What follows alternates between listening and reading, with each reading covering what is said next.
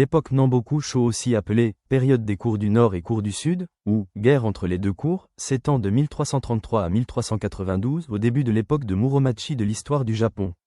Il s'agit d'une guerre civile entre les partisans de l'empereur Go-Daigo dirigeant la cour du Sud basée à Yoshino et les partisans de l'empereur Komyo, 1322 à 1380, de la cour du Nord établie à Kyoto et soutenue par Takauji Ashikaga.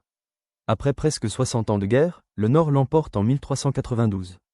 C'est pourtant la cour du Sud qui est aujourd'hui considérée comme légitime au titre d'empereur du Japon, car elle est en possession du trésor impérial du Japon. Idéologiquement, les deux cours se combattent depuis 50 ans jusqu'à ce que la cour du Sud plie devant celle du Nord en 1392. Cependant, en réalité, la lignée du Nord est sous le pouvoir des shoguns Ashikaga et dispose de peu d'indépendance réelle. Depuis le XIXe siècle, les empereurs de la cour impériale du Sud sont considérés comme les légitimes empereurs du Japon. Parmi les autres facteurs figurent le contrôle par la cour du Sud des insignes impériaux et l'ouvrage historique Jino Shotoki de Kitabatek Chikafusa qui légitime la cour impériale du Sud malgré sa défaite. Les conséquences des événements de cette période continuent d'avoir une influence dans la perspective classique du Japon moderne du Tenno Seika, système de l'empereur. Sous l'influence du shintoïsme d'État, un décret impérial en date du 3 mars 1911 établit que les souverains régnants légitimes de cette période sont ceux de la cour du Sud. Après la Seconde Guerre mondiale, un certain nombre d'individus, à commencer par Hiromichi Kumazawa, prétendent descendre de la cour du Sud et contestent la légitimité de la lignée impériale moderne qui descend de la cour du Nord. La destruction du shogunat de Kamakura en 1333 et l'échec de la restauration de Kenmu en 1336 ouvrent une crise de légitimité pour le nouveau shogunat. En outre, les changements institutionnels dans le système de propriété, les shun, qui est au fondement du revenu des nobles comme des guerriers, modifient de façon déterminante le statut des différents groupes sociaux. La guerre de l'époque Namboku-shō, cour du Sud contre cour du Nord, a pour conséquence l'apparition du régime de Muromachi qui élargit la base économique des guerriers tandis qu'il réduit celui des propriétaires de la noblesse, tendance déjà commencée avec le Bakufu de Kamakura. Les principaux conflits qui contribuent à l'éclatement de la guerre civile sont l'antagonisme croissant entre la famille Hojo et d'autres groupes de guerriers à la suite des invasions mongoles du Japon de 1274 et 1281 et l'échec de la restauration de Kenmu qui déclenche la lutte entre les partisans des loyalistes impériaux et les partisans du clan Ashikaga. La désaffection à l'égard du régime de Kamakura dirigé par les Hojo se fait jour parmi les guerriers vers la fin du XIIIe siècle. Ce ressentiment est causé par l'influence croissante des Hojo sur d'autres familles de guerriers au sein du régime. Les invasions mongoles sont la principale cause de cette centralisation du pouvoir qui a lieu pendant la régence de Hojo Tokimun, 1268 à 1284. Pendant la crise, trois facteurs se conjuguent. Les nominations des membres de la famille Hojo au Conseil d'État augmentent. Le conseil de famille privé des Hojo devient le plus important organe de prise de décision et les vassaux directs des Hojo sont de plus en plus nombreux à être promus au poste de Shugo, gouverneur militaire de province. Les Hojo limitent essentiellement leurs constituants aux seuls membres de leur famille et à leurs vassaux directs, au détriment d'une plus large base de soutien, Varley 1971 sur 46-50, Ori 1974 sur 198. Lorsqu'émerge une coalition contre les Hojo en 1331, il ne faut que 2 ans pour renverser le régime. La richesse dans les sociétés agraires est liée à la terre et il en va de même dans le Japon médiéval. En fait, la terre est la raison principale à l'origine de beaucoup de mécontentements parmi la classe des guerriers. Depuis la montée en puissance de cette classe sociale sous les Minamoto, il est prévu que la victoire au combat soit récompensée par des concessions de terres accordées aux personnes qui ont servi du côté des vainqueurs. Cependant, contrairement à toutes les guerres qui ont eu lieu jusque-là, les invasions mongoles présentent une particularité puisque cette guerre, considérée par la plupart des Japonais comme un devoir patriotique, n'a pas eu lieu contre une autre famille de guerriers mais contre un ennemi étranger. Après la défaite de l'ennemi extérieur, il n'y a pas de terre à distribuer aux vainqueurs. C'est un problème en particulier pour les guerriers qui ont vaillamment combattu et demandent des terres aux régents Hojo.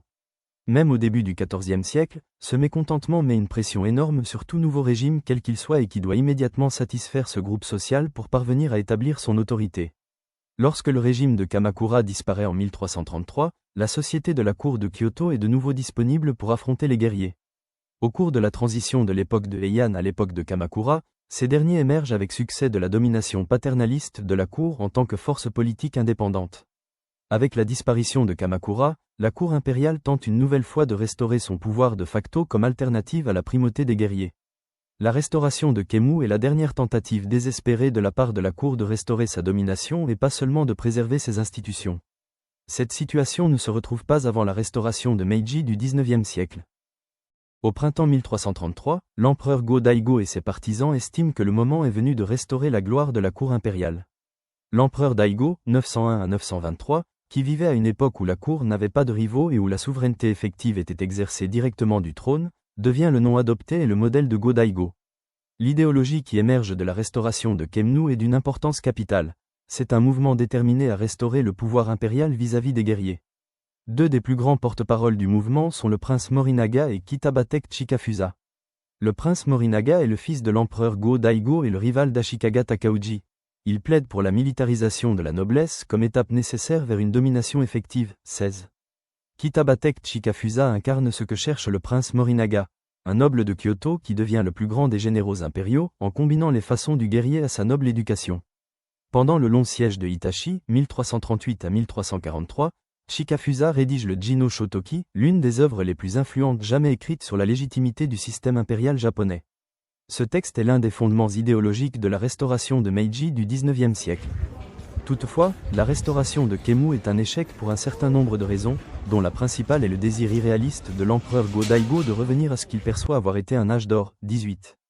Bien qu'il n'y a aucune preuve qu'il veut revenir à la politique de l'époque de Heian comme le désire Chikafusa, il est évident qu'il estime qu'il est possible de restaurer non seulement la puissance impériale mais aussi sa culture. Il rédige même un traité intitulé Kenmu Nenshu Gyoji dans le but de faire revivre les cérémonies de la cour alors tombées en désuétude. En 1336, Ashikaga Takauji se révolte contre la cour impériale et proclame le début d'un nouveau régime militaire. Après sa proclamation, il est contraint de se retirer dans Kyushu après que les forces impériales de Kitabatek Akiye l'attaquent et le défont près de Kyoto.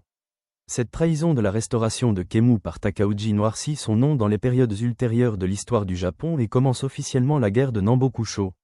Les précédentes analyses historiques attribuaient l'échec de la restauration de Kemmu à l'incapacité à répondre aux innombrables demandes de terre émanant des samouraïs.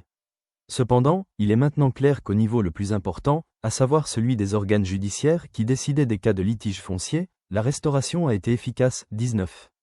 Cela oblige à conclure que la rébellion et le désir de créer un nouveau régime de guerriers de Takauji a été un facteur déterminant dans l'échec de la restauration. Sa rébellion a encouragé un grand nombre de guerriers mécontents, il y avait toujours ceux dont les demandes n'avaient pas été exaucées, qui souhaitaient voir la création d'un autre régime de guerriers inspiré de Kamakura. La guerre de Nambokusho est une lutte idéologique entre les loyalistes qui veulent le retour de l'empereur au pouvoir et ceux qui croient nécessaire de créer un autre régime guerrier inspiré de Kamakura. C'est comme si les deux périodes précédentes de l'histoire japonaise, Heian et Kamakura, s'affrontaient sur le plan idéologique. Les nobles guerriers comme Kitabatek Chikafusa sont pragmatiques relativement à la nécessité pour les guerriers de participer à la restauration au niveau instrumental, mais sur le plan idéologique une grave divergence entre Chikafusa et Takauji polarise les dirigeants pour de nombreuses années à venir. Mûri pendant la période de guerre, le régime de Muromachi apparaît dans la foulée de l'échec de la restauration.